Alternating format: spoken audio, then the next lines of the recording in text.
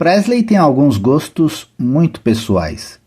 Gostos e aversões sobre as mulheres que ele leva para a cama. Sunny relata. Ele não gosta delas muito grandes. Ele gosta delas bem pequenas e femininas. Ele não gosta de garotas grandes com seios grandes. Ele não é um homem de peitos. Ele é um homem de bunda e pernas. Ele gosta delas com 1,52 m, 1,62 m. E uma coisa que realmente o desanima, garotas com pés grandes.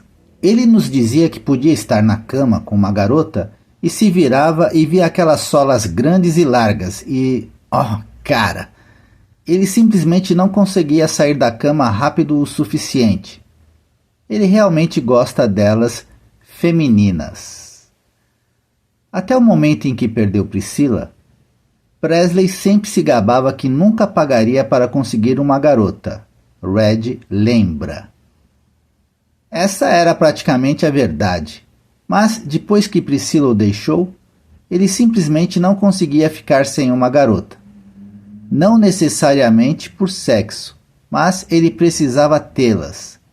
Ele ficava com uma e tinha outra esperando por ele em outro quarto se a primeira não desse certo. No Hotel Hilton, em Las Vegas, sempre havia homens trabalhando no hotel que avisavam Joe Esposito se havia algum novo talento por perto. Se Joe achasse que elas eram espertas, diz Red, ele se apresentava a elas e depois as apresentava a Elvis. Houve momentos em que havia 3 ou 4 delas esperando por Elvis, que tinham sido indicadas a Joe por algum garçom ou maître, diz Sunny. Um dos grandes chutes de Presley, de acordo com os rapazes West, foi contratar 2 prostitutas para transar uma com a outra. Mais uma vez, diz Sunny, ele não queria nenhuma lésbica grande e masculinizada. Elas tinham que ser bonitas e femininas. Red relata. Se ele tivesse uma garota em seu quarto, ele dava a ela um comprimido para dormir e levava as outras 2 para outra parte da suíte. Ele ficava animado assistindo a isso e corria para o quarto e transava com a garota. Gradualmente, Presley se tornou cada vez mais um alvo para as garotas que eram biscates. Em 1970, o coronel Tom Parker estava negociando com a MGM para fazer o filme Elvis That's the Way It Is, que era uma espécie de documentário sobre as performances, ensaios e atitude de Presley em relação à sua arte. Jim Aubrey, então chefe da MGM, foi a Las Vegas e se encontrou com Presley e os garotos. Sunny lembra que conheceu Aubrey no camarim de Presley em Las Vegas. Ele estava com uma garota muito bonita que tinha acabado de participar de um grande filme. Vamos chamá-la de Shirley, que não é o nome verdadeiro dela. Enfim, ela entra usando um vestido preto, longo e justo. Ela tinha uma aparência muito vampiresca, olhos lindos. Elvis ficou encantado com ela e ficou olhando para ela enquanto Jim Aubrey estava lá. O Sr. Aubrey era um cara super legal, um homem bem atraente. Ele percebeu que Elvis estava tentando ficar com ela. Ele não dava a mínima, tinha tantas garotas. Enfim, Elvis a leva para um tour pelo seu guarda-roupa, mostrando todas as suas roupas e coisas diferentes. Ela estava lá hospedada com Jim Aubrey, mas Elvis conseguiu o número de telefone dela. Enfim, ele a mandou de volta para conversar com o Sr. Aubrey. Somente estava pensando como conseguiria essa garota. Mas Aubrey não se preocupou nada com isso. Red lembra que Elvis ficou com ela muitas vezes no período de 18 meses a 2 anos. Sunny relata. Havia muitas garotas com quem Elvis era muito generoso, mas a maioria delas só queria ficar com ele. Agora, ele estava saindo com aquela garota, Sheila Ryan, por um tempo. Sheila Era uma linda mulher. Ele teve que forçá-la a receber seus presentes. Ela não queria muitos presentes. Ele teve que realmente forçá-la. Ela não queria nada dele. Mas esta outra, irmão, ela fomentou com uma Mercedes Coupé 250.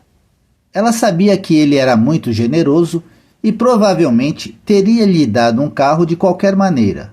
Mas ela falou sobre o quanto amava o carro e tudo mais. E ele entendeu a indireta e comprou para ela uma linda Mercedes Coupé marrom nova com estofamento bege. Claro, ela estava dando duro nele.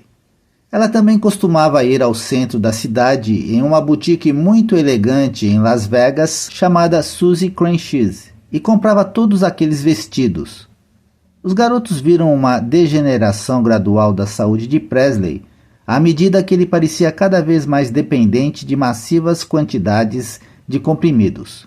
Ele era fascinado por comprimidos para todos os tipos de função. Ele até nos disse, diz Sunny, que havia um novo comprimido especial de clorofila que eliminaria o odor corporal. E ele também falou sobre comprimidos especiais que dariam um bronzeado e mudariam a pigmentação da pele dele.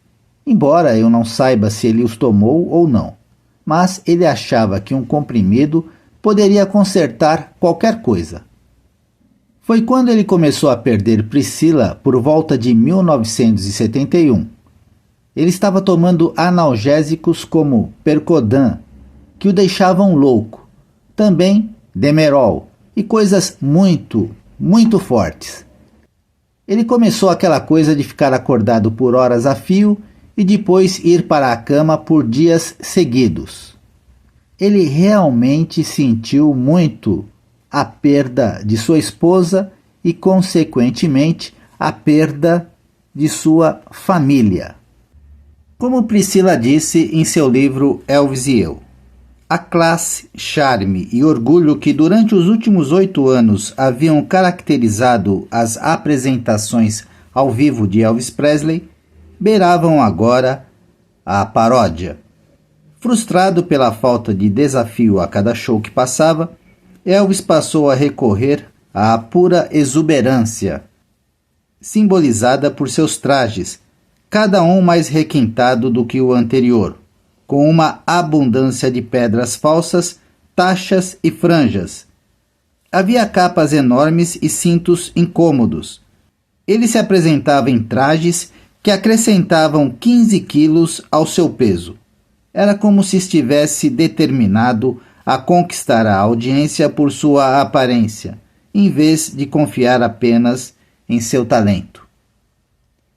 E foi dessa forma, então, que Elvis se perdeu depois do seu divórcio.